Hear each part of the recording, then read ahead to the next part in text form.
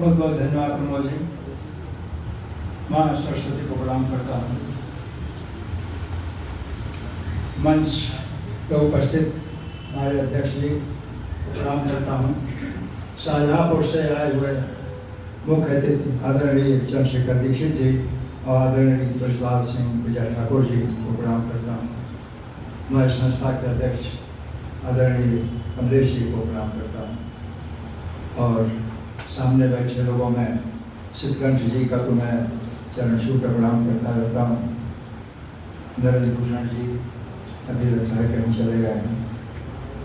आज अगल बगल में दो कार्यक्रम हैं, एक हिंदी संस्थान में है और एक इसमें है जिसमें अभी मंडल जी गए हैं बोलने, उमानाथ रायवरी। तो इसकी वजह से भी कुछ संख्या कम है, लेकिन जो लोग आए हैं मैं उनको नमन करता हूँ, उनका स्वागत करता हूँ। और बहुत से लोग ऐसे हैं जो नहीं आ पाए हैं, फिर भी मनसा इस कार्यक्रम से जुड़े हुए हैं। नरेंद्र भूषण जी अभी आए थे, मेरे काम श्रीवास्तव जी आए थे, उनको कहीं और जाना था, संभवतः दूसरे कार्यक्रम में जाना होगा तो वहाँ चले गए आपके। महेंद्रपाल सिंह की जहाँ तक बात है, उनको सबसे पहले मैंने सुना था भाई राजेंद्र शुक्ल राज जी के कार्यक्रम में। मैं तो कहता हूँ कि ये रत्न के अन्वेषक हैं और कई लोगों को इनके कार्यक्रम में आता हूँ तो ये कहाँ कहाँ से ऐसे लोगों को ढूंढ के लाते हैं कि जिनको आमतौर से लोग कम जानते हैं या लखनऊ में नहीं जानते हैं। इन्हीं कार्यक्रम में सबसे पहले मैंने महेंद्रपाल सिंह को सुना था, वहाँ मैंने सम्मानित किया था उनको, और उनका गीत सुनकर मुझे इतना अच्छा लगा था, मैं बहुत प्रभावित हुआ था। लेकिन उस समय कोई परिचय उनसे नहीं हो पाया। उनसे परिचय का क्रम बना शाहजहाँपुर में डॉक्टर राजकुमार शर्मा जी थे, हमारे विभाग में भी थे और बड़े अच्छे कवि, नाटककार, मतलब सारी विधाओं में लिखते थे और उनकी 5 किताबें या 4 किताबें हिंदी संस्थान से समाहित वो पुरस्कृत हुई। तो उनके यहाँ वो अपने यहाँ कार्यक्रम करते रहते थे, हम लोग गोष्ठियाँ करते थे अभिव्यक्त कार्यचर्या के बैनर पर। फिर राजकुमार जी के एक बड़े भाई थे शिव कुमार शर्मा शिवांश जी, वो भी बड़े अच्छे कवि थे, मंचों के हास्य व्यंग के बहुत ही अच्छे लोकप्रिय कवि थे। उनका देहांत हो गया कम उम्र में ही, तो उनके उस पर जन्मदिन पर संभवतः 20 जनवरी पर जाता।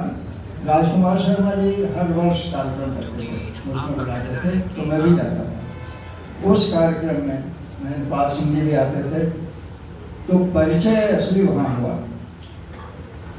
और वो परिचय प्रकारता बदला। राजकुमार जी जो है हम लोगों को कहीं होटल पर नहीं रुकने देते थे, अपने घर पर रुकवाते थे। तो एक दिन उनके घर पे हम दोनों लोग एक साथ रुके एक ही कमरे में और बातें होने लगी। तो उस बातों में जो है फिर उनका वह पक्ष भी बोला जिसको लोग नहीं खोलते हैं, आध्यात्मिक पक्ष। वो एक सदगुरु से बाकायदे दीक्षित शिष्य थे और उनकी आध्यात्मिक ऊंचाई भी बहुत अच्छी थी। हम लोग तो आमतौर से उनकी कविता की ऊंचाई जानते हैं, लेकिन उन्होंने अपनी आध्यात्मिक ऊंचाई से भी हमको परिचय कराया। और उसके बाद से तो मतलब इतना ज़्यादा स्नेह हो गया कि मुझे और छोटा भाई मानते थे, मैं उनको बड़ा भाई मानता था। और सरलता इतनी कि चेतना स्रोत के लिए जब वो कविताएँ भेजते थे तो कहते थे कि भैया जरा जांच लिएगा। हम कहें आपकी कविता दुबे लिया गया है, उनका स्वागत है। मैं कहा आपकी कविता मैं कैसे जांचूं, मेरे पास इतनी औकात नहीं है। तो कहते थे तो हेडमास्टर साहब से जंचवा लियो। मृदुल शर्मा जी को कहते थे कि तो हेडमास्टर साहब से जंचवा लियो। तो मैं इनको फिर भेजता था। तो इतना सरल और इतने उन्मुक्त स्वभाव के थे वो, वेशभूषा से तो सरल थे ही, वो हृदय से उससे कहीं अधिक सरल थे। और एक ग्रामीण क्षेत्र का मैं भी रहने वाला हूँ, तो मुझे थोड़ा अनुभव है कि ग्राम की सरलता और ग्राम के जीवन में वो इतने ज़्यादा घुले मिले थे कि हमें तो लगता है कि उनको शहर में आना अच्छा भी नहीं लगता होगा। लेकिन जितेंद्र जी हैं, उनकी बेटी हैं, तो यहाँ आते थे। जब परिचय हो गया तो जब भी आते थे तो फ़ोन करते थे और मैं वहाँ जाता था, मिलता था, उनके साथ 2-4 घंटे बैठते थे। जब रात हुई होता कि अब देर हो जाएगी, घर में डांट पड़ेगी, तब कहते अच्छा आप जाओगे। मतलब इतने सहज, इतने सरल। और कविता के क्षेत्र में तो मृदुल जी ने उनको बताया कि उनकी अद्भुत क्षमता थी। उसका कोई मैं तो साहित्य का विद्यार्थी नहीं रहा हूँ, लेकिन थोड़ा बहुत लोगों पढ़ा है और माँ की कृपा से कुछ शब्द लिखने को मिलते हैं। तो मतलब कह सकते हैं कि किसी से उनकी तुलना नहीं की जा सकती। मतलब अच्छा, हर क्षेत्र में श्रृंगार, वीर रस के तो कभी वो मंचों के बड़े प्रसिद्ध कवि हुआ करते थे और उनकी डिमांड होती थी।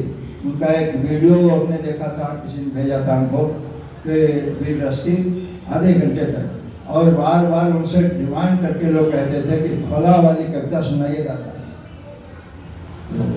ऐसे थे। राजेश जी के हर साल जब परिचय हुआ, जब उनसे थोड़ी घनिष्ठता हुई, तो मेरा मन हुआ कि इनको चेतना साहित्य परिषद से जोड़ा जाए, लखनऊ से जोड़ा जाए। तो सबसे पहले मैंने धर्मांत सम्मान के लिए उनका प्रस्ताव किया और यहाँ पे धर्मांत सम्मान उनको दिया गया। बाद में हमारे अध्यक्ष सरस कपूर जी ने अपने पिताजी के नाम पर रामजी दास कपूर सम्मान भी उनको दिया। और जब भी वो आते थे यहाँ पर हम लोग उसमें शामिल होते थे। हमारे वार्षिकोत्सव में तो मेरे ख्याल से संभवतः हर साल वो शामिल हुए हैं। तो इतने सहज सरल थे कि उनके बारे में कहना जो है। साहित्य के बारे में मृदुल शर्मा जी बता गए हैं, अभी गुरु जी सिकम जी ने बताया थोड़ा सा। मैं उनके एक क्षण और 1-2 गीत पढ़ के अपनी बात समाप्त कर रहा हूँ। मुझे मुख्य वक्ता बना जरूर दिया प्रमोद जी ने, लेकिन मुझे बोलने नहीं आता है। सूर्य की आंखें से, अभी मृदुल जी भी इसमें से कह रहे थे, मैं 2 क्षण पढ़ने का मन कर रहा है मेरा। किस तरह से मतलब उन आँखों को लोग क्या क्या कहते थे और इन्होंने क्या कहा कि एक आँख श्याममयी हो गई और एक राधिका में। ये संभवतः हम लोगों की कल्पना में भी नहीं आएगा, हमारे जैसे लोगों की कल्पना में भी नहीं आएगा कि एक आँख श्याममयी हो गई, एक राधिका में हो गई। छंद पढ़ता हूँ, सुनिएगा। कि जन्म लियो बिन आँखिन को कछ लोगन के यह गल्पिका हो गई, बह गई उसमें भाषा में। ये कुछ लोगों ने कहा बिना आँख के जन्म लिया, कुछ लोगों ने कहा कि किसी स्त्री को देखा और उन्हें अपने करके क्या करा। तो मैंने कहा जन्म लियो बिन आँखिन के कछ लोगन की यह गल्पिका हो गई, और कोई कहे पर नारी लखे दीर्घ पाप निवारिन सूचिका हो गई।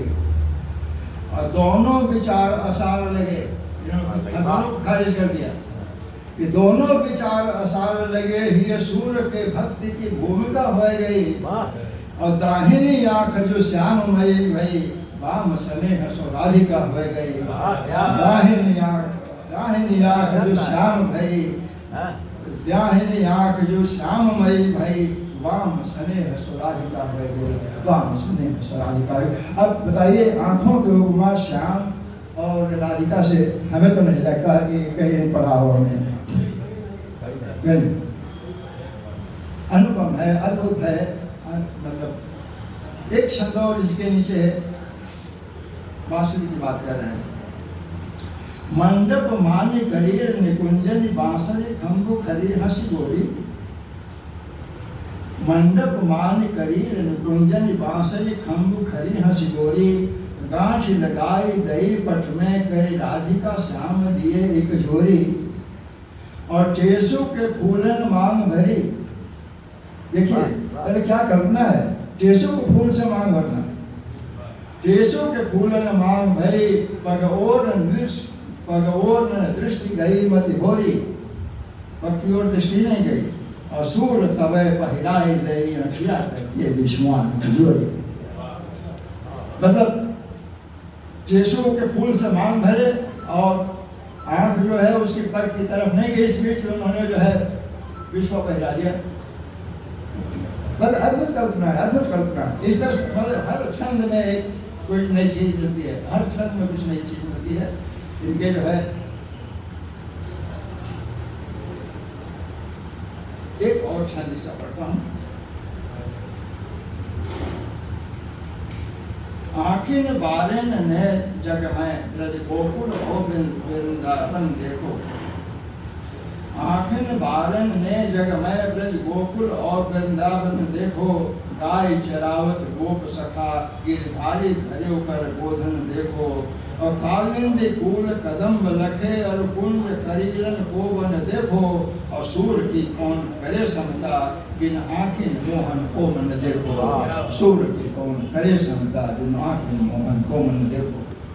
और मन कर रहा है एक गीत, अभी तो भैया ने गीत पढ़ा, वो तो उनका सचमुची बाहर गीत है। और एक और भी जब भी हृदय में पहुंची तब तक गीत अगर पाया। एक गीत मैं पढ़ना चाह रहा था, वो केवल श्रृंगार ही नहीं, उन्होंने देश के उसमें भी लिखा। एक गीत तो आपने पढ़ा, देश के दर्द, देश के प्रशासन को भी उन्होंने जोड़ा। मैं वो गीत पढ़ना चाहता हूँ कि एक पक्ष उनके काव्य का एक ये भी पक्ष है। और एक उनकी बड़ी विशेषता थी कि वह श्रृंगार ढूंढ लेते थे, श्रृंगार तलाश लेते थे। वो शासन और प्रशासन सुख में देश दर्द के घेरे में, इसमें सीधी सीधी बात कही इन्होंने। शासन और प्रशासन सुख में देश दर्द के घेरे में, लगता अपने संविधान की रचना हुई अंधेरे में। इतना खुल करके कोई कभी नहीं कर सकता है। सीधे सीधे कह दिया कि लगता अपने संविधान की रचना हुई अंधेरे में। कंबल फटा गांव के हिस्से, जाड़ा पांव रजाई का, अशिष्याता स्वर लोक कंठ का, तुमको स्वर सनाई का। मूल्य चुकाना पड़े देह को अपनी ही परछाई का। और सारी धूप जेब में रखकर थक पाया अगुवाई का। सारी धूप जेब में रखकर थक पाया अगुवाई का। तो कोहरा कंदरा में दिन सोया, हलचल नहीं उजेरे में, लगता अपने संविधान की रचना हुई अंधेरे में। एकदम साफ साफ प्रशासन किया उसने। और गांव के आदमी की दशा का वर्णन दोनों एक साथ है। और जात जात की ईंट बज रही है बेहाल शिवालय का। और कश्मीर से मिलो प्रांत तक सीना फटा हिमालय का। हिमालय का सीना फटना, कश्मीर से मिलो प्रांत तक सीना फटा हिमालय का। धर्म धरा पर क्षत विक्षत है तन अपने देवालय का। और रामनगरिया के मेले में जम घट है वेश्यालय का। रामनगरिया के मेले में जम घट है वेश्यालय का। तो पहुंच पालकी गई धूप की चल कर तम के डेरे में। पहुंच पालकी गई धूप की चल कर तम के डेरे में। लगता अपने संविधान की रचना हुई अंधेरे में। लगता अपने संविधान की रचना हुई अंधेरे में। तो बहुत से इसमें गीत हैं जो पढ़ने का मन करता है, लेकिन समय की बात है। हमें शाहजहाँपुर से जो हमारे मुख्य अतिथि और विशिष्ट अतिथि से आए हैं, वो मतलब ये महेंद्रपाल सिंह जी के बड़े ही घनिष्ठ मित्र हैं, जिसको क्या मैं नाम दूँ, मतलब बहुत ही निकट। वो जब भी शाहजहाँपुर आते थे तो विजय ठाकुर जी के घर पर रुकते थे, राजकुमार शर्मा के घर पर रुकते थे, दीक्षित जी के साथ उनका मतलब शाहजहाँपुर तो उनके जैसे घर जैसा, क्योंकि उनका गांव शाहजहाँपुर नज़दीक था। हरदोई जिला मुख्यालय बहुत दूर पड़ता था। वो शाहजहाँपुर अक्सर आने जाता था। मैं एक बार फिर उनके यादों को प्रणाम करता हूँ और अपनी बात को विराम देता हूँ। आप सबका एक बार फिर से स्वागत, धन्यवाद।